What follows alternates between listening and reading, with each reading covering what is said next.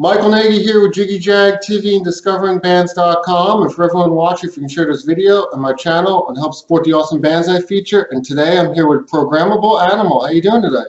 Good, man. How are you? Good. It's great to have you. Me. Yeah, absolutely. Now, the band name, it's an awesome band name. I want to ask, where did that come from? So, like any band, you know, you're trying to come up with names and things like that. I've always kind of had an interest in philosophy and psychology, things of that nature. So one idea that really stuck with me was the John Locke's tabula rasa, which is everyone's kind of born as a blank slate. And so by being born as a blank slate, we are influenced by our surroundings. You know, we're a product of our surroundings. So the band it's really touching base a little bit on that, but also on the subject of, if that is the case, who are we really? You know, and the band's about truth. Like everything I write, the music, you know, the lyrics, it's based on truth, like how I feel about things and so forth. So that's kind of that's the premise of it. So yeah, it's going down that avenue and pursuing what I feel is true. So. Yeah, I can tell by listening to your music, there's a lot of deep emotions in there and everything. So just basically what you said. Yeah, just touching base on personal experiences, things that I've dealt with. And really, I mean, music's kind of been therapeutic for me. I remember growing up, the reason I listened to music was that it gave a sense of empowerment, you know, sense of introspection, self-reflection. So I really utilize that within, you know, making the music. So if there's something I'm dealing with, of course I'm going to write about it, you know, and how I dealt with it and how I've gotten through it. So with like the latest record, yeah, it's a lot of personal things that happened to me, but at the end of the day, it's how I overcame it, you know, and turned it into something positive. So.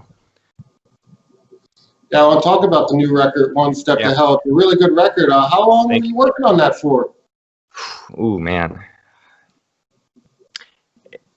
It's been probably a year and a half, or maybe 2 years. I was recording it, and then we started working with a producer named Chuck Masek. And he did like Fall of Troy, Born of Osiris, bands like that. So we did some of the recording with him, and then from that I took that, like some of the stuff we recorded and then some of the things I recorded at my studio, and then I brought it to Sean Bevan. He's a producer that did 9 Inch Nails, Marilyn Manson, Three Teeth, Slayer. He's worked with like No Doubt, you know. So and then working with him, it was really simpatico. Like he understood the project. He understood what I was going for. But yeah, to answer your question, yeah, it was about a year and a half to 2 years. Like it was just, and all the kind of the hectic, you know, things that have been happening, you know, with the pandemic and so forth, and just some things that I was dealing with writing that. It took that long, you know. It's only 7 tracks, but each song is like, it means something. So it was blood, sweat, and tears really put into it. So now I see you just released a new short clip of Queen of Themes, and I was wondering, is there a full video coming? Or? We talked about it. I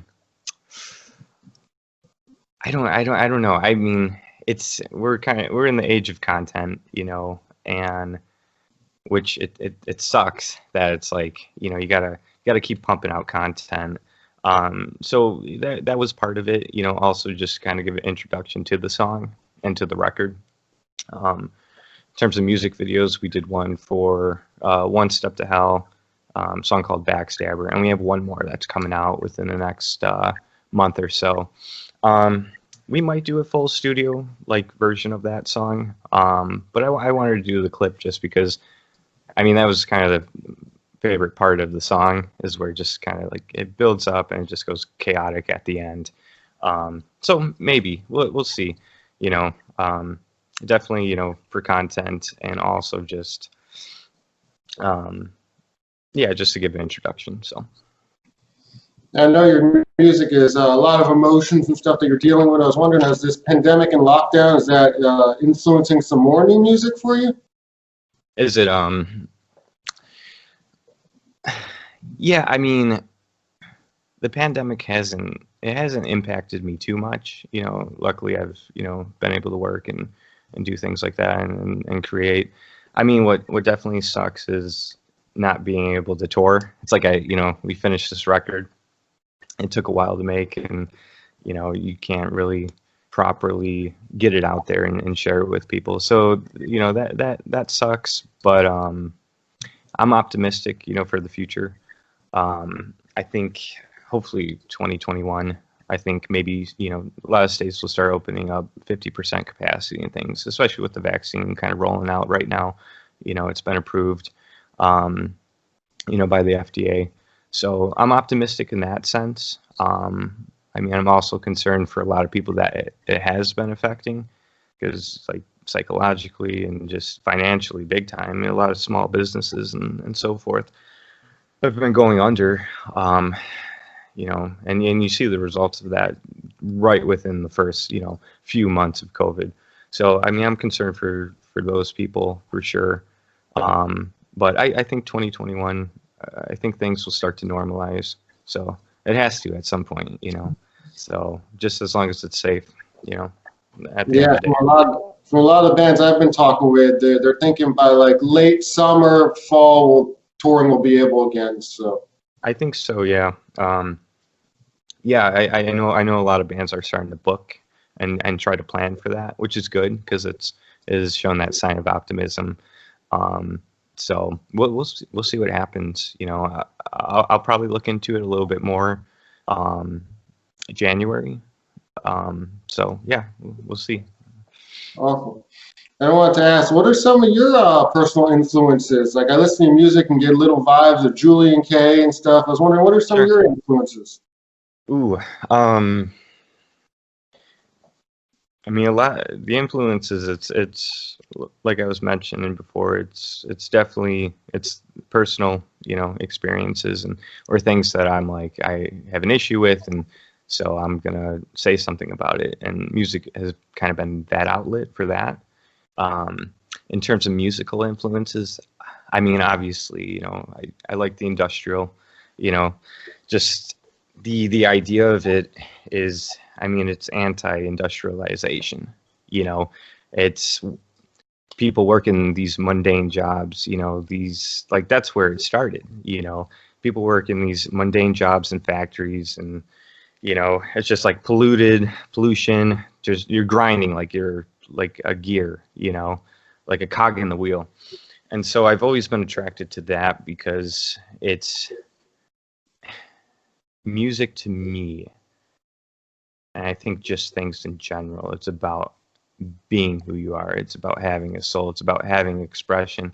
When things become too much of a sense of mundanity, it's like who are you? You know, you're just going to part of the system. So definitely, you know, definitely industrial music, of course, like Nine Inch Nails, Ministry, you know, even on like the alternative and new metal scene, like bands like Korn, you know, Jonathan Davis, just the lyrics, like the guy went through some shit, you know, like, and that was his articulation of, you know, expressing himself. So I've been attracted to that. Of course, like David Bowie, like just brilliant.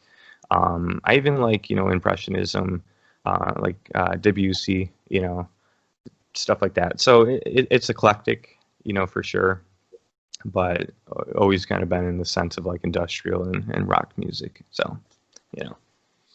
How old were you about when you got into industrial music? Oh man, I was maybe like the song that really caught my attention, and I was maybe like 4 or 5. Was like Closer by Nine Inch Nails. I didn't know what this, you know, what the song meant, you know, but it was the sounds, you know, it was something you never heard before. It was a pioneer of some sort. So hearing that, and just all the different sounds, and it still had like a rock edge to it, but like the sampling and things like that really attracted me. It was kind of taking it, like, how do I put this? Since it was something you've never heard before, it was like it wasn't from this world, and that interests me. So, and that's what a lot of like digital music is. It's like it's not physical. It exists within, like a construct, like a computer. Like it's digital. It's like, where does it come from? And manipulation of sound, like creating something that didn't exist here. So I've always kind of been attracted to digital things. So Yeah, for people who have never heard that style of music before, like you said, it's totally new and different to them. And actually, a lot of people who listen to industrial music for the first time actually like it. Yeah. Gotta hear it. Yeah. I definitely, and I think I feel like it's coming back in a sense that some newer popular bands like Motionless in White or even Ghostman, like they're going more into like the industrial. Of course, they still have their heavy edge and whatnot. Like Motionless is like started off as like a metal and hardcore band, but they're going a little bit more new metal and alternative, kind of like Korn, on the alternative side. So, but yeah, no, I agree with you. More people need to hear it. I think that they need to understand like what the music is, where it came from. So yeah, Motionless in White, I'm a big fan of them too. So yeah. The I like the song "Headache" off of like I think it was their latest record, maybe a couple records ago. But it's the chromatic like chords that they use. I've always been attracted to that. That's another thing that you see in a lot of like industrial bands, chromaticism within music. So cool. Now, if people want to look you up online, get your music on social media, how do they do that? Yeah, I mean we're on we're on all the social media outlets that you can find, Facebook, Instagram, Twitter. We have a link tree that's on any of those outlets that has all the links. So, but yeah, music videos are on YouTube. We're on Spotify. So yeah, we just we put the music out through Negative Gain, the label. And so, yeah, they've just been distributing it through, different mediums and things. So, yeah. And what do you have coming up in the near future? Let's see. Music video. Some photo shoots, things like that. Obviously, working on another record. I don't know when that's going to be released. Obviously, we got to finish it. But I'd like to, if we can tour, definitely this year, maybe later in the year, and then possibly the record the following year, or I don't know. We'll see. But there is a plan. It's just we have to see what happens with the pandemic and how that handles and pans out. So yeah, these are weird times now. You just see what happens. Weird. It's weird. Like we really haven't experienced something like this in our lifetime, So I think it's a nuance for everybody. But I think it's approaching its end, hopefully. Yeah, and I know so many tours got canceled, but it's great that most of the bands who were going to tour are trying to reschedule and stuff. So yeah, that's all. Yeah, I mean you got to keep it going. I know the music industry got hurt pretty bad, especially the venues. Like venues have been closing down across the U.S. Some have, adapted to trying to do like food and stuff, like carry out, which is smart. You gotta try to do something to stay afloat. So, but yeah, definitely nuance for all of us. But again, we just gotta keep going forward. So. Well, how's it like where you're at in Chicago? Chicago's tricky. I mean, every so often it's like things are open, then it's closed, and it's back and forth, and it's all based on you know, if there's a spike in cases, you know, that's really what it boils down to. If people, you know, aren't taking care or being conscientious, you know, or wearing a mask and things like that, you know, of course you can get more of a spread.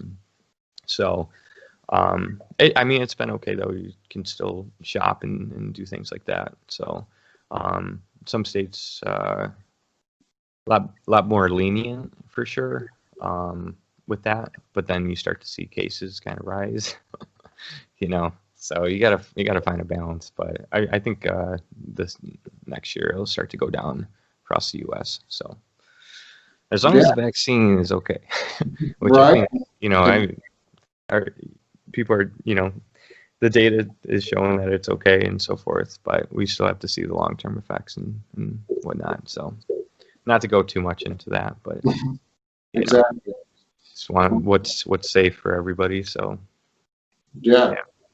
Well, look forward to when we can have live music again and when you can play. And it was great talking with you. And everyone, look him up. Yeah, thank you. I appreciate you having me on. And yeah, this was fun. Thank you.